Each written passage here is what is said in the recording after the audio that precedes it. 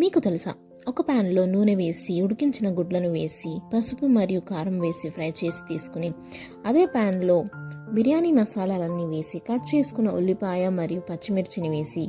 అల్లం వెల్లుల్లి పేస్ట్ వేసి ఫ్రై చేసి టమాటో కట్ చేసుకున్నది వేసి ఫ్రై చేసి తర్వాత ఉప్పు, కారం, ధనియాల పొడి,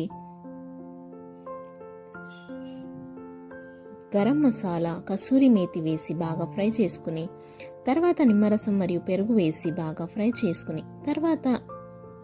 నీళ్లను వేసి నీళ్లు మరుగుతున్నప్పుడు కట్ చేసుకున్న కొత్తిమీర మరియు ఫ్రై చేసుకున్న ఆనియన్స్ వేసి 15 నిమిషాలు నానబెట్టిన బియ్యాన్ని వేసి నీళ్లు మరుగుతున్నప్పుడు గుడ్లను వేసి మూత పెట్టి 2 విజిల్స్ రానిస్తే అంతే, egg biryani ready. Detail recipe కోసం లింక్ని క్లిక్ చేయండి.